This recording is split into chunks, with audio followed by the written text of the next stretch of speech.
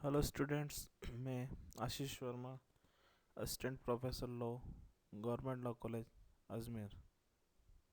आज हम LLB third year paper 3.5 penology, victimology and forensic science अर्थात दंडशास्त्र, परपेडेंट शास्त्र एवं न्यायिक विज्ञान विषय पर चर्चा करेंगे। आज हम पेनोलॉजी के दो टॉपिक पर चर्चा करेंगे, जिसमें पहला है जस्टिफिकेशन ऑफ और पनिशमेंट अर्थात दंड का औचित्य। दूसरा इम्पैक्ट ऑफ पनिशमेंट अर्थात दंड का परिणाम। जब दंड के औचित्य की बात आती है तो ये देखा जाता है कि क्या दंड दिया जाना उचित है या दंड दिया जाना ज़रूरी है। दूसरा, क्या सामाजिक व्यवस्था बिना दंड व्यवस्था के नहीं चल सकती। इस प्रश्न पर प्राचीन काल से ही और वर्तमान समय तक बार बार ये प्रश्न पूछे जाते रहे हैं। और ये भी सत्य है कि सृष्टि में दंड का उद्भव प्राचीन काल से ही समाज में किसी न किसी रूप में विद्यमान रहा है, चाहे इसकी मात्रा अधिक हो या कम। लेकिन समाज में इसकी उत्पत्ति हमें आवश्यक रूप से देखने को मिली है। इसकी मात्रा या प्रकृति भले ही समाज में भिन्न भिन्न समाज में कालों में राज्यों के शासन आदि में भिन्न भिन्न रही हो। इस संबंध में बहुत सारे विधिवेताओं के द्वारा कुछ बातें कही गई हैं। आज हम उन्हें डिस्कस करेंगे। पहला, ब्रह्म वैज्ञानिक थ्योरी अर्थात थियोलॉजिकल थ्योरी। इनके अनुसार अपराधियों को दंडित करना धार्मिक कर्तव्य है। अतः धार्मिक कर्तव्य की पूर्ति के लिए दंड व्यवस्था अतः धार्मिक कर्तव्य की पूर्ति के लिए दंड व्यवस्था आवश्यक है।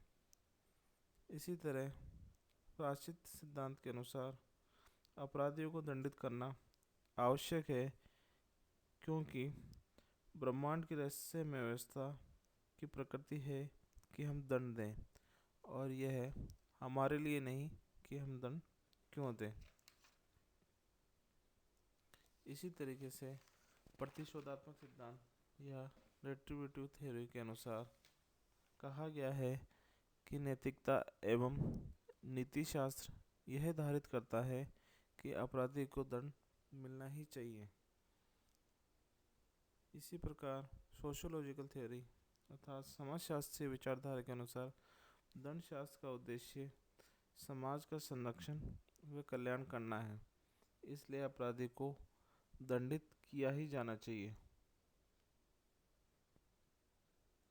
इसी तरह से जर्मन वैज्ञानिक हीगल के अनुसार कहा गया है कि अपराध द्वारा क्षति का शून्यकरण करने हेतु दंड अनिवार्य होता है।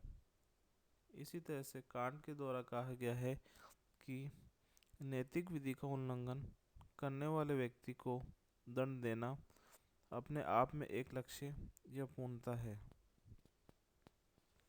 इसी तरीके से बेंथम ने कहा है कि जो व्यक्ति समाज में अपना दायित्व निभाते हैं उन्हें पुरस्कृत करना चाहिए, और जो व्यक्ति अपना दायित्व नहीं निभाते उन्हें दंडित करना चाहिए।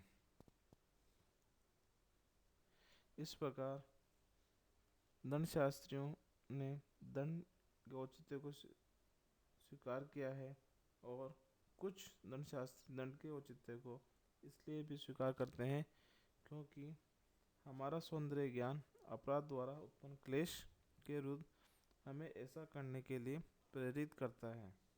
इस तरह दंड के औचित्य के संबंध में उक्त सभी मत अपने अपने स्थान पर सही लगते हैं। अतः अपराधी को दंडित किया जाना पूर्णतया औचित्यपूर्ण है। यदि उसे दंडित नहीं किया जाएगा तो वह उद्दंडी हो जाएगा और समाज की व्यवस्था को भंग कर देगा।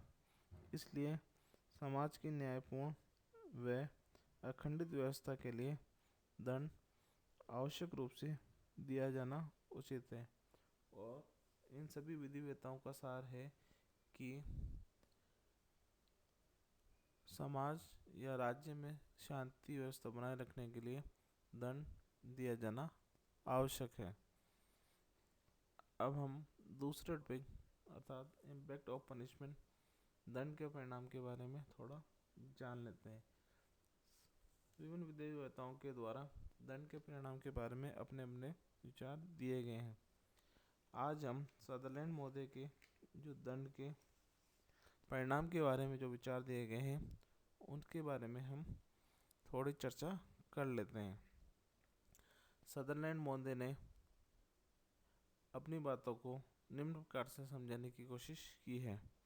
सदरलैंड ने कहा है, पहला, कि दंड मनुष्यों को समाज से पृथक करके समाज का एक निश्चित शत्रु बना देता है और अपराधी का प्रभाव दूसरों पर भी पड़ सकता है। जबकि प्रतिक्रिया दंडात्मक होती है, तब अपराधी विधि का पालन करने वाले समूह से भिन्न हो जाता है। न तो वह उस समूह को समझ सकता है और न ही उस समूह द्वारा उठे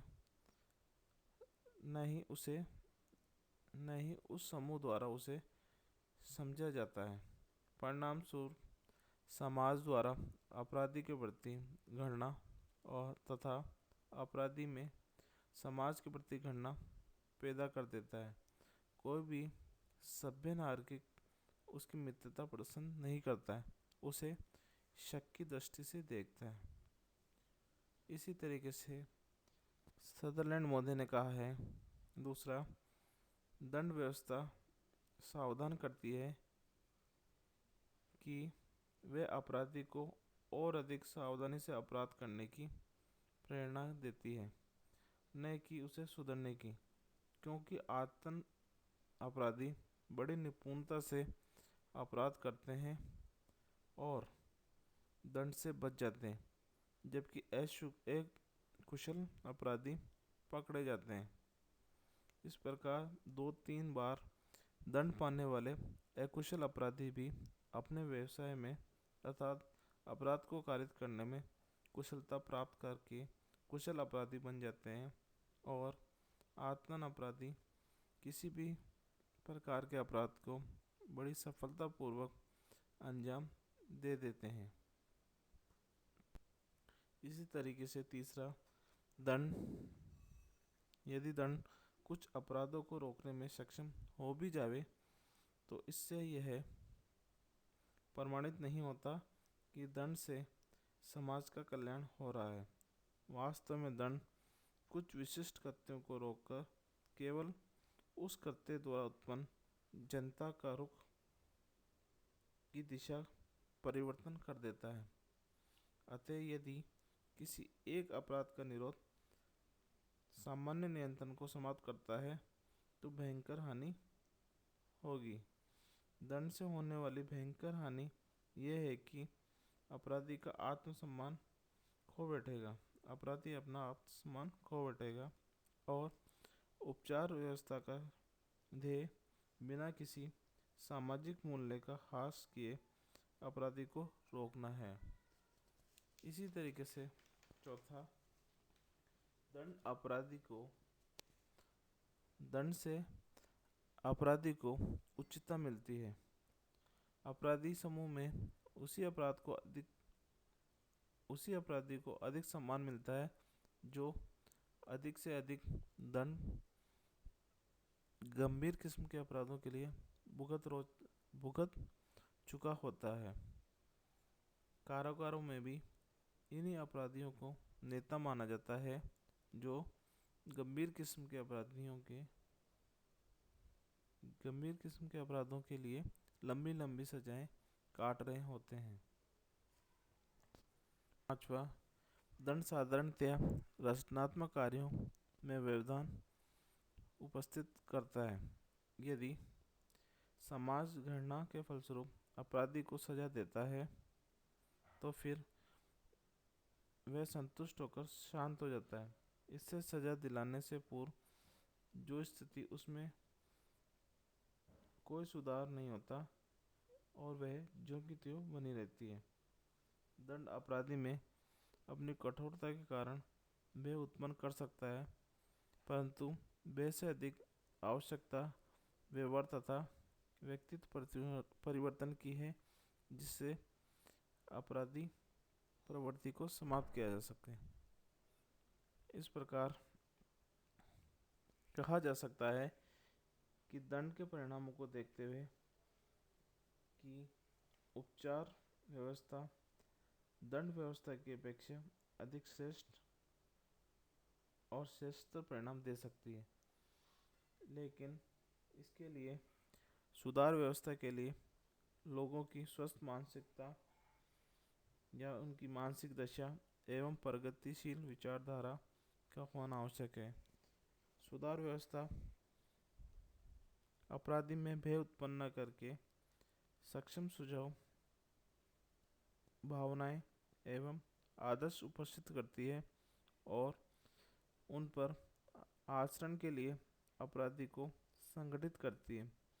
उसका यह संगठन गैर अपराधी लोगों के साथ होता है। इस प्रकार उपचार व्यवस्था ये मानकर चलती है कि समाज प्रगतिशील एवं विकसित एवं संपन्न है।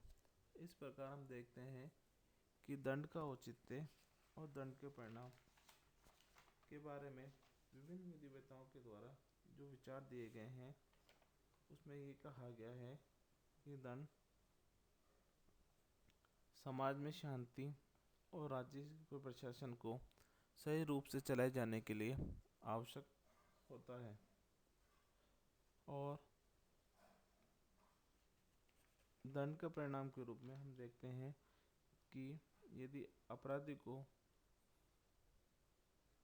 सुधार व्यवस्था के अनुसार दंड दिया जाए तो उसकी मानसिक दशा में सुधार हो सकेगा और व्यक्ति की जो सुधार की संभावना पर समाज के द्वारा कार्य किया जा सकेगा, क्योंकि जब उसकी सुधार की संभावनाओं पर कार्य किया जा सकेगा तो उसे समाज से अलग नहीं किया जाएगा और वह समाज में रहकर ही अपनी गलतियों का एहसास करेगा और अपराध की पुनरावृत्ति की ओर अग्रसर नहीं होगा।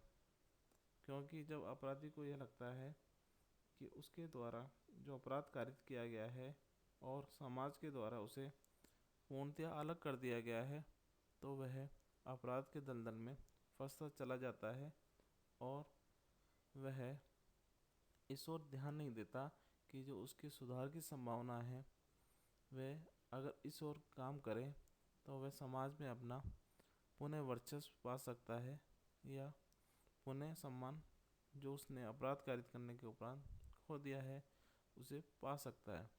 यदि व्यक्ति में सुधारात्मक व्यवस्था का जोर डाला जाएगा या उसे सुधारात्मक अपराध करने के उपरांत सुधारात्मक दंड व्यवस्था के अंदर कार्य करवाया जाएगा, तो वह अपने गलती को एहसास करते हुए या उसका प्रायश्चित करते हुए अपने को पुनः समाज में स्थापित करने का प्रयास करेगा। और ऐसा किया जाना उस अपराधी के लिए स्वयं और समाज की शांति व्यवस्था को बनाए रखने और राज्य के अच्छे शासन या सुशासन को बनाए रखने के लिए अति महत्वपूर्ण कड़ी के रूप में कार्य करेगा। इस तरह हम देखते हैं कि दंड का परिणाम व्यक्ति या अपराधी में भय तो कारित करता है, लेकिन उसे रोकने में सुधारात्मक व्यवस्था का महत्वपूर्ण योगदान रहता है।